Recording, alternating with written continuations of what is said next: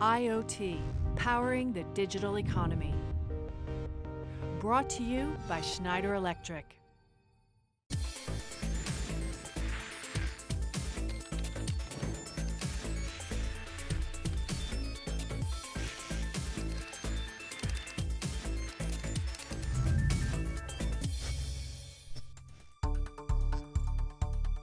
In this rapidly evolving global economy, knowledge is perhaps the most valuable currency of all.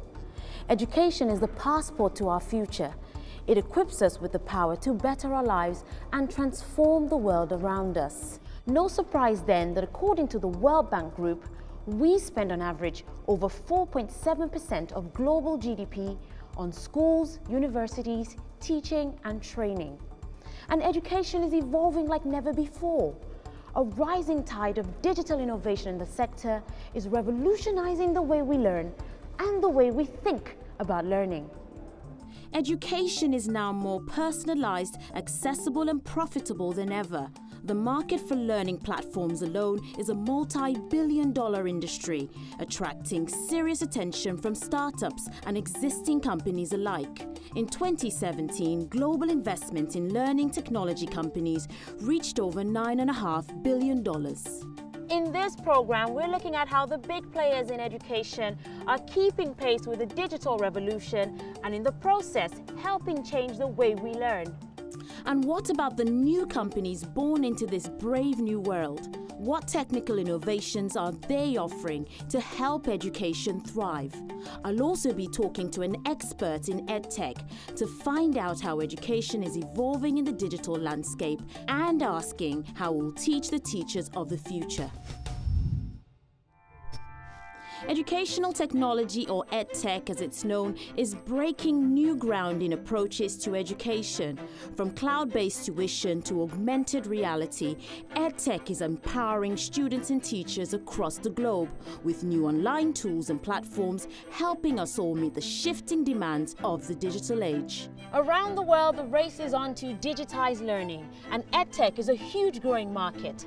According to organization Edtech Ecosystem Global, only about 2% of education is currently digitized, and yet the market is 3 times the size of the media industry. Pearson Plc is a British-owned education and publishing service originally founded in the 1840s.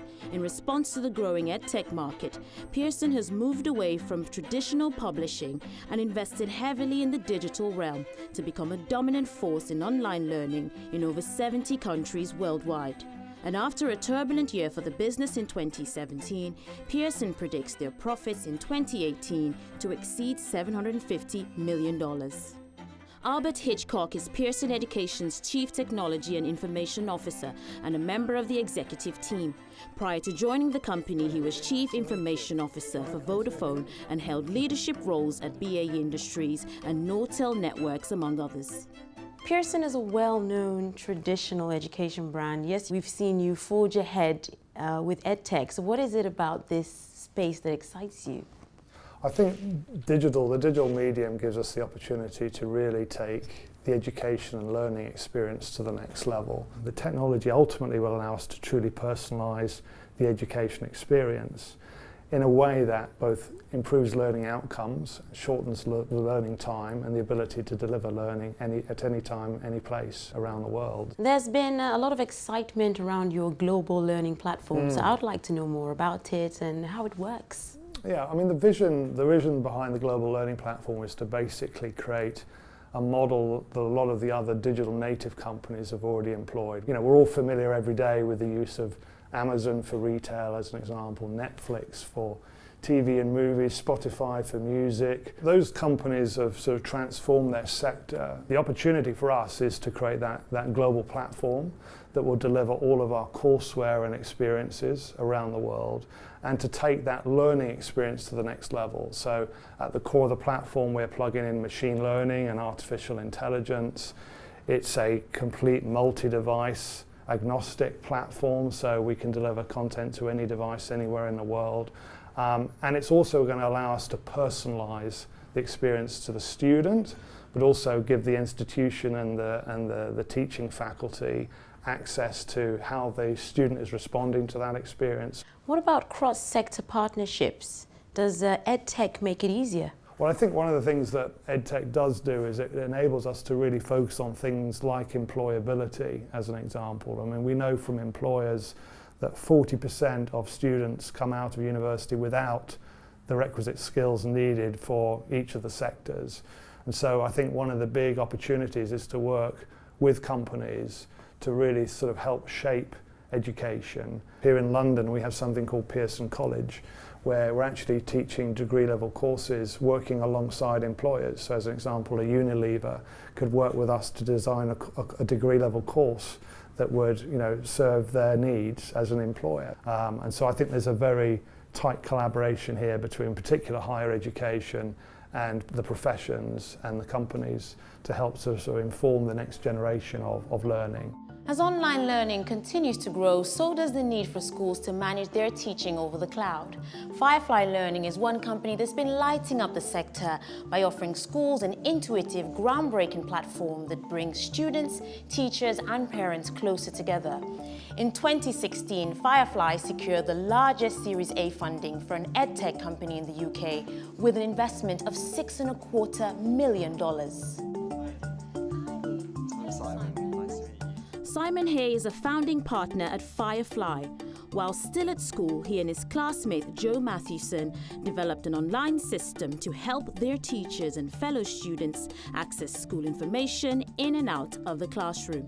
And in just a few years, the company has gone from strength to strength, with teams in the UK, Singapore and Australia. So for a teacher, we're really trying to save them time that they can spend on teaching rather than on admin. They can set work, students can hand that in online. So I could look at the essay and annotate that and give feedback. And I can also do that in new ways. So for example, I might give voice feedback. Excellent essay overall, David. Really well done. Just a couple of points. And what about the students? What do they see? We have a separate app for students, which is an electronic equivalent of their paper homework diary. So this helps them organise their day at school in the same way they organise the rest of their lives on their phones. What we've been trying to do is to make it easy for teachers who aren't IT experts and don't really want to be to create and curate and share resources and set and collect and mark work, track their students' progress and engage parents more in the kind of day-to-day learning conversations that are going on. Where is this being used at the moment? So we're still quite small, but we're growing fast. So we're used by a few million people now around the world. So a lot of the UK, but also 35 other countries, all the way from here to Australia and a lot of places in between. What makes the platform special, though? Because there are a lot of platforms like this, learning platforms of this sort. Yeah, and I think it's a really confusing marketplace for schools, actually, because I think there's a lot of overlapping products, and it's really unclear to people whether these two things compete or integrate.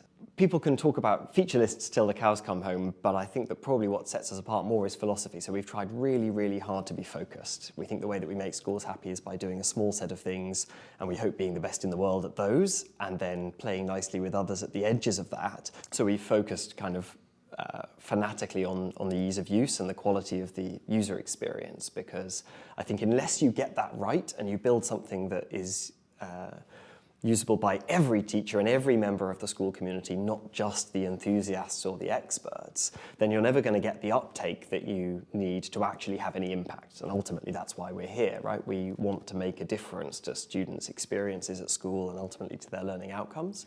Yet it's still a rather competitive field, EdTech. So how do you sort of, survive given all the competition that's coming up or competition that exists? So I think you need to keep moving. EdTech is at the intersection of education and technology, and both of those are actually really fast-moving fields. And it means that we have to stay on our toes. I think that functionality that even a few years ago was very difficult to produce and valuable gets quickly commoditized, and there are now all sorts of things that can be done for free that a little while ago people would have paid good money for, and that means that companies like ours need to be continually moving up the value chain and making sure that we're doing more and more of the things that schools get excited by as they see the kind of unfolding potential that these technical advances bring them. The cornerstone of the EdTech value chain is of course the system infrastructure. As cloud-based learning expands, then we need reliable systems to make sure the flow of information to electronic devices is fast and reliable. For the 2 billion people in the world living without a reliable source of electricity, projects like this one in Lagos, Nigeria can make a huge difference. Lagos State Power Company are working in conjunction with Schneider Electric and Microsoft's cloud computing service Azure to create and manage solar power for over 200 local schools. The system connects across the internet where it can be remotely monitored and maintained to ensure thousands of students can go about their studies uninterrupted. They're also able to charge devices and personal nightlights for at-home study so learning can continue into the evening. By 2020, the partnership will help an estimated 190,000 pupils gain access to educational tools. EdTech is opening new frontiers in the business of teaching, and it's also fundamentally changing our ideas on how we deliver education. So what does this mean for students and their educators? And do we need a new set of rules to help govern this digital flow of information? After the break, I'll be speaking to an expert in the sector on concerns around the classroom of the future. Education is in the grip of a digital revolution. New technologies and methods of teaching online are forcing us to reappraise the way we learn. But these exciting developments in EdTech bring with them a range of concerns for parents, educators, and their students. I've come to University College London's Knowledge Lab, where a team of academics are exploring new ideas and approaches to education and technology. Hello, Rose. Nice to meet you. Thank you so much. Professor Rose Luckin has been developing and writing about the learning sciences, EdTech and artificial intelligence for over 20 years. She's also an international advisor on digital futures and the design and use of EdTech. Let's talk about business-to-business collaborations in the sector. What standards are in place and what standards need to be in place to make these work better? That's very interesting. I mean, my concern about the lack of standards and the lack of ways of working for people like myself working in a university and businesses outside were the jumping off point for forming the Educate project, which brings those communities together, because there wasn't really a set way for people to collaborate together.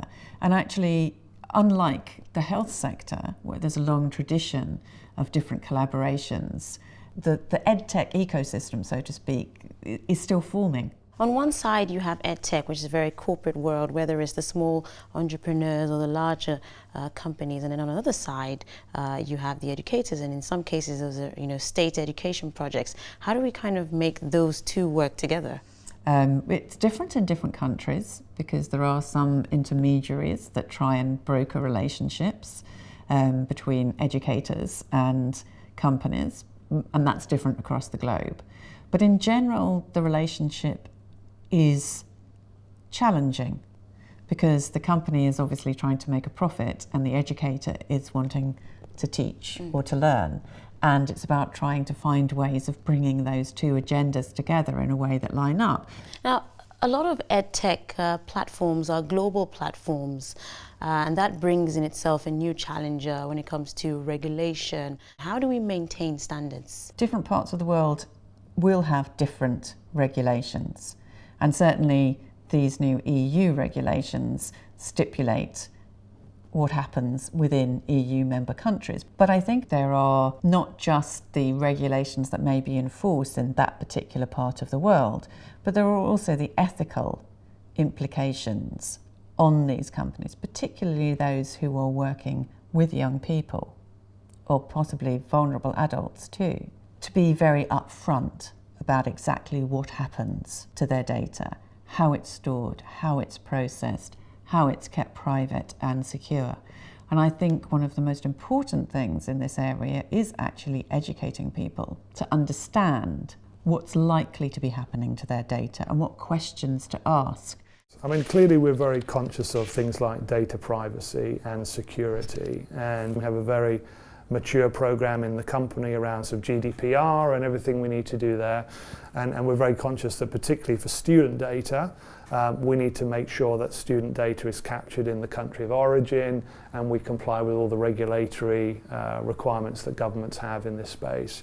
And so in particular, our new architecture around global learning platform and everything we're doing there is built from the outset to both ensure that the data stays within the country of origin, but also that we protect access to it, and things like all the sort of cyber security controls and technologies are applied to ensure that this thing is really highly secure and stable for our business going forward. We've always had to take, in particular, things like data security and people's personal information extremely seriously. We're dealing with sensitive information about children, so we have to concentrate very hard on making sure that we're good guardians of the information we've been trusted with. The main thing that we have to do is to make sure that we have infrastructure in all the different regions that we operate in. And that's both from a regulatory point of view, to make sure that people's data is being held in the jurisdiction that it needs to be, but also just from a performance point of view, it gives people a much better experience if they're not having to access servers on the other side of the world.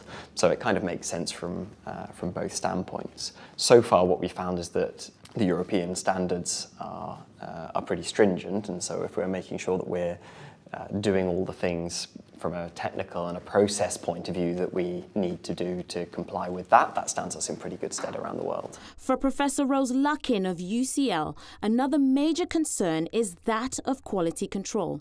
I keep being told there's loads of content out there. Content's not a problem.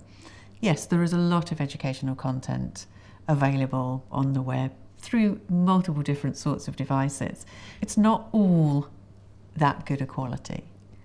And it's wrong to think that we have content to meet any need that's of a good enough quality. It's getting better, and we are developing the sorts of systems using artificial intelligence techniques that can select the better of the resources that are available. The technology can help to filter the content and do some kind of quality control automatically.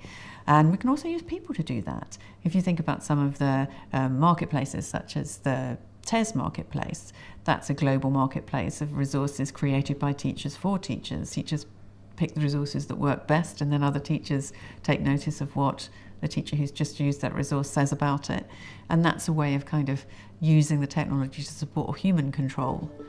Educators and regulators need to keep a steady eye on global developments if we're to ensure the safe future growth of EdTech. But the evolution of the sector is far from over. So where is EdTech headed, and what does this mean for businesses and learners of tomorrow?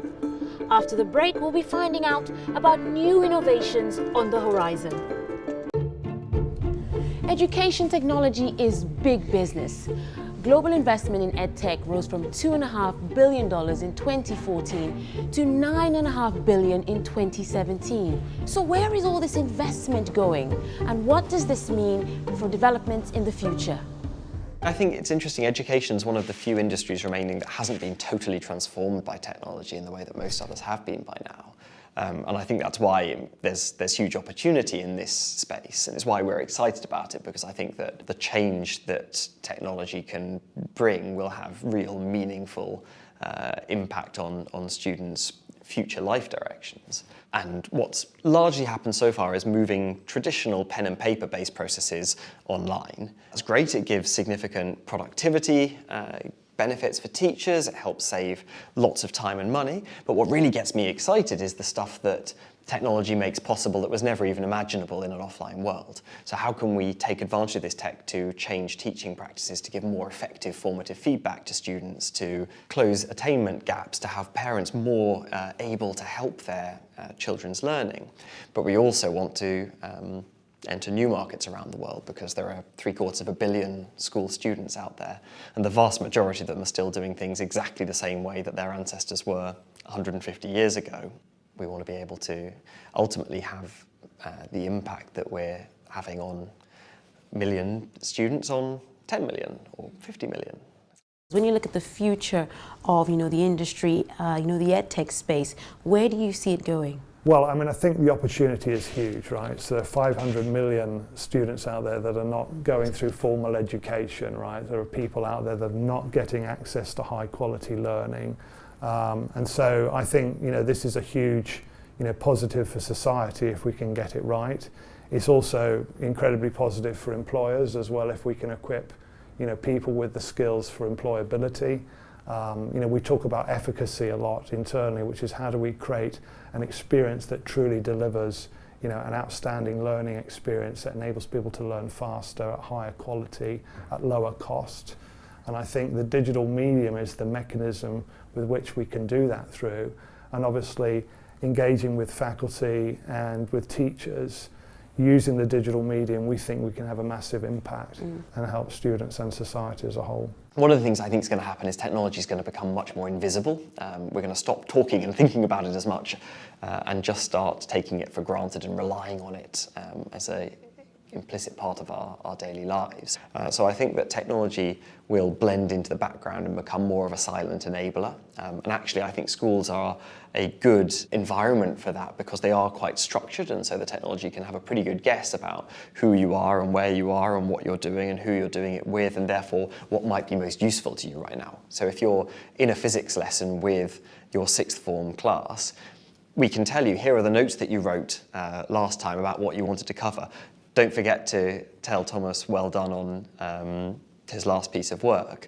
Here's the work they've all handed in for you. Here's the video that you were going to show them. Here's the animation that you were going to use.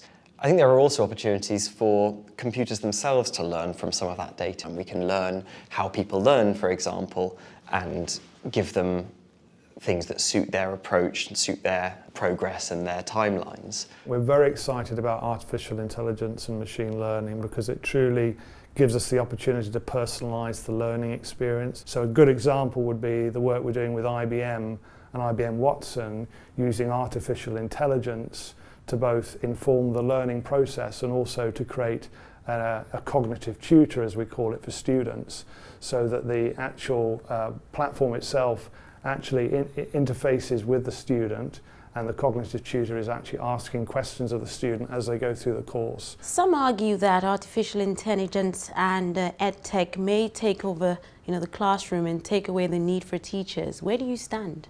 Now, we don't agree with that view. Actually, we think it's really going to enable the teaching profession because it takes a lot of the sort of administration out of the role of a teacher, and the teacher can really focus on adding value to the student in terms of both helping them through the courseware and the course experience, but also helping to design some of the way that the content and the courseware is actually delivered. So we actually see that the faculty and the instructors, the professors, as integral to delivering that next generation experience. But it seems the real key to the successful teaching of the future lies in educating our educators. One of the reasons why I stress the need for educators to be part of the discussions about how technologies are developed and how they're used is because that's one very, very good way of training people. Because if they understand the intentions behind the design of a piece of technology and they are part of that process, they are naturally becoming much better at using that technology, because in the end it will be the human factor that makes the difference. So training the trainers, training the educators is fundamentally important. For me, it's part of the technology, product and service, has to be the training that goes alongside that product or service. Education is more essential than ever before to the needs of our changing global workforce. If we're to flourish in our shifting global economy of the future, then we all need accessible learning. But the key to success lies not just in EdTech distributing the flow of knowledge, but in equipping the learners of today with the tools and skills that they need to be the workers and creative thinkers of tomorrow.